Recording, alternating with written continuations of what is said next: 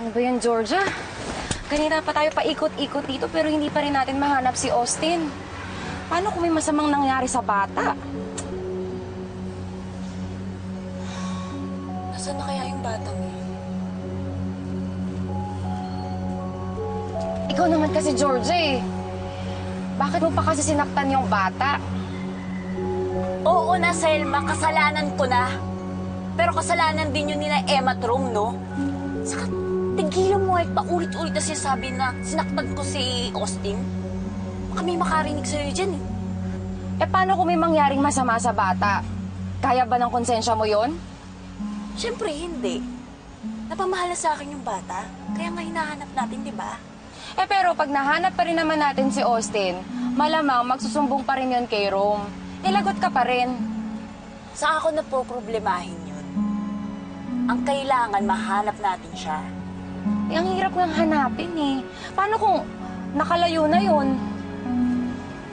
Bakit hindi kaya tayo humingi ng tulong kala Dave at Brian?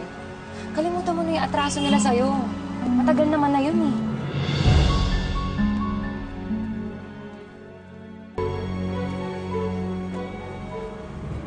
Kaya tayong patay dito. Tingnan natin dito. Banda rito lang yun eh. Tandaan natin.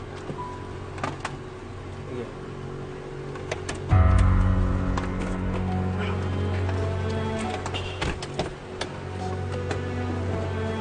Pare. Wala talaga si Austin eh.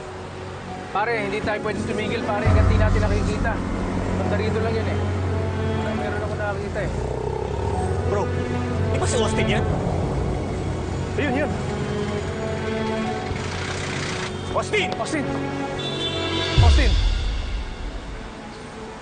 Sorry ah.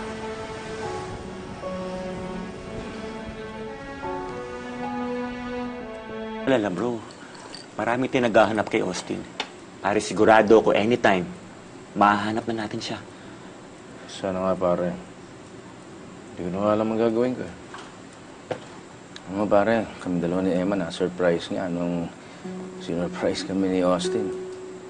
Grabe kitang-kita ko sa mukha niya pare. Paano niya kami gustong ipagpalit na isang pamilya. Sisisi nga ako pare dahil nakita ko sa mukha ni Austin. Ang lungkot niya nung sinabi sa kanya ni Emma na wala na, tapos na kami. Pare, ang laking pagsisisi ko. Kahit na ayaw ni Emma, sana pinagbigyan ko na lang yung bata. Hindi sana mangyayari to. Kung di namin siya pinagalitan, malamang ngayon magkasama pa kami. Hindi mawawala si Austin. Mahanap ko lang si Austin. Hindi ko na siya bibiguin.